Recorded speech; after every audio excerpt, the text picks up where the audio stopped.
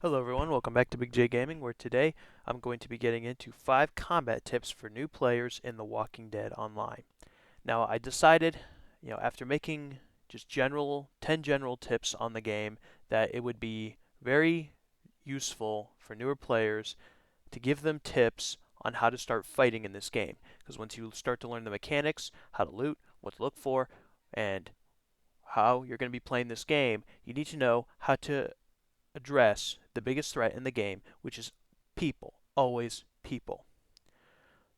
So, with that, let's get right into it. At number 5, we have avoiding open spaces and using cover. This is very, very important. As you can see here, this guy, I missed a lot of shots on him, but unfortunately he couldn't reach cover in time to avoid my fire and forcing me to reload and therefore have a chance to kill me. And it costed him his life. Although that much loot, it's important that when you're playing, you have cover nearby. I find in many situations that without cover, you're putting yourself at a significant disadvantage. You're basically making yourself a bullet sponge, and there's less opportunity for the enemy to miss your shots or miss their shots on you. And with that, you're putting yourself in a really bad position because cover can be the difference between life and death. Because they might miss you, you can move in and out of cover to uh, make the enemy miss their shots. And especially if you're in an advantageous position, having cover in case they return fire, maybe you miss a few shots, you get an opportunity to recover. No big deal. You could take out the enemy, as I did in that last clip. And for me, having cover nearby, because I could have taken cover behind the truck. In fact, I was prepared to, because I thought he might fire back. Having that nearby is extremely important, and avoiding open spaces so you don't get gunned down is also extremely important. At number 4, we have patience. Patience is a virtue. This is extremely important for any, combat survival sort of game. When you're going to get into a fight, preferably you want it to be on your terms, the way you want it, and you're not leaving much up to chance, I hope. I also hope that when you engage when your enemy is at either their weakest or where you're at your strongest, or both. So what does that mean? That means you have to choose your moment. It means you might have to be patient. And you might not just be able to rush in there whenever you see someone just start firing like Rambo. You might have to be careful. Scout it out first. Follow these people.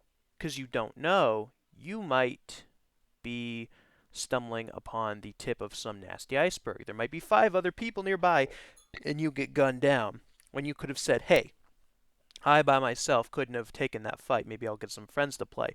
Or I'll say, no thank you. Since they don't see me, I'll just take my, leave well enough alone and just take my leave and go. But if you rush in there, you give up a crucial advantage, which is the sort of uh, like momentum or the ability to, the initiative. That's the word. The initiative is the most important part in the battle. You need to be able to control what goes on. And you give all that control up, when you just rush into a fight all willy-nilly. And oftentimes, things don't go particularly well. So you need to be careful. You need to scout your enemy, know what you're dealing with, and then from there, you can decide whether it's a good idea to go after this person and whether you can win. You need to pick fights you can win. Don't pick a fight that you will lose. So don't be too ambitious. Be smart, be prudent, and most of all, survive. At number 3, we have aim for the head as well as wearing armor. See, I cannot understate the importance of armor in this game. I mean, it's critical. It's so critical. And when you wear it, you become quite strong, much stronger than you would be otherwise. And if you don't, you're putting yourself in a significant disadvantage. Now, don't fret. I've covered this before about getting the armor. Military zombies, it's fairly easy. as well as aiming for the head generally, but I want to spend a little bit extra time to say that a headshot on an unarmored target is an instant kill. As far as I've seen, I've used many different guns and tested this personally. I even have a clip of it in this video of me headshotting, one tapping someone with a AK, and further on an M24. So that is so important. And when you have a helmet, it's like a 2 to a 4 shot, depending on the gun. That is huge. So if anything, you need armor. It's easy to get relative to some of the other loot. It's available. Like I killed a bunch of military walkers in this video, especially here. I killed probably a dozen, and I got a lot of armor. So for the typical newer player who maybe has their bearings but just isn't quite into combat, that's not a hard get. But it's so important. Military armor, specifically military armor, you're probably going to find it before you find police armor. I'm not sure if there's a big difference, but I would imagine the military armor is better. So please, please, please, please, always get the armor because you need to protect yourself. If you can survive that extra bullet, you can land in maybe those 1 or 2 shots and survive. At number 2, we have carry multiple bandages. This is very important. There's the M24 I mentioned earlier.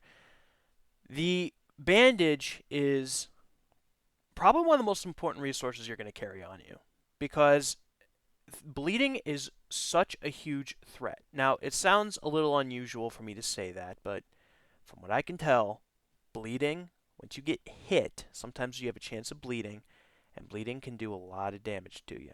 A lot of damage progressively, and it doesn't stop unless you have a bandage. Plus, each bandage can only be used twice before it goes away. So, if you get hit and you don't have a bandage and you're bleeding, you're not going to survive very long. Likely not long enough to find another bandage unless you've killed a player or something like that. But especially if it's from a walker or maybe you just get shot by some random, you kill the guy and you're bleeding, you need that bandage. Luckily, this is very widely available. All the freshies have one. You spawn with one and they're easy to come by because of that, but you need to have them. Don't let the fact that certain types of ammo or certain things in the game are harder to find and need to be kept prevent you from taking at least 2 bandages. I usually take 2 to 3, but at least 2. And make sure they're 100%, not 50%. Just my personal preference. You want to have those so you can prevent yourself from bleeding, because if you don't, you're going to die from bleeding, and pretty quickly. It's something that I don't know. I'm not sure if many people are super aware of being this big of a threat, but I want to put that in there because how important it is, how easy it is to kind of forget about it, as opposed to some of the other things I'd mentioned. So please carry those bandages. At number 1, we have know how to get over walls. I can't stress this enough, guys. Your biggest obstacle, more than likely, is going to be a building or a wall. When you're in a fight, you're going to have people who you're fighting in, say, Woodbury or the Sanctuary, who might be in decent positions. Or you might see them, but the only way to get to them normally is to walk right up to them and basically just get shot by them. You want to play a little bit smarter. You want to be sneakier. And yes, I get that. So, how do you get over a wall? Well, as you just saw there, sometimes there are things you can just climb on and jump over. Sometimes you can just jump right over the walls, in the case of the Woodbury front gate. Other cases, you got to do something a little bit more, how should I say, unorthodox, shall we say. There's one way to get over to the wall, especially on prison, the back fence. What you need to do is you need to find a walker, have it walk up to you. You need to jump on its head, and then from there, you can have enough distance up from the ground to jump over the fence, and you can get in. And that's really important. Why is this important? It is because you can get behind your enemies and get the drop on them. Most people are not going to know that you're there until it's too late. So, If you can get there behind them, and that maybe there's multiple of them. If there's two guys, you kill one of them. Is surprised one of them kill him. You got one more guy. It's an even 1v1, and that's anyone's game. More likely, if they don't know where you are, you're probably going to win, and you're going to win big, and that's a good thing. And that's very useful for the new player. If anything, that is how you become a much more pro player, shall we say, is knowing the environment, the best positions for you offensively, the best way to assault these places. Like when I made the top 5 on bases, top 5 best bases, I partially rated that on what is the hardest to get in, like just vault in, doing parkour. Although I'm not going to consider glitches because, well, they're glitches, and I'm not a big proponent of it, but I do find it entertaining. I'm more concerned with people just jumping in or stacking on top of each other, making a human ladder. And it would appear that if a new player wants to succeed against either a group of people or even just one guy, who's camped inside of Woodbury or something, and you want to get the drop on him, learning how to vault over the walls to get in easy and surprise him, that's probably the best way, right there. So with that, I hope this helps any new players. I'm not really sure if it will, but I hope. And if you have any other tips, because I know there's more to the game, there's probably more things I didn't know.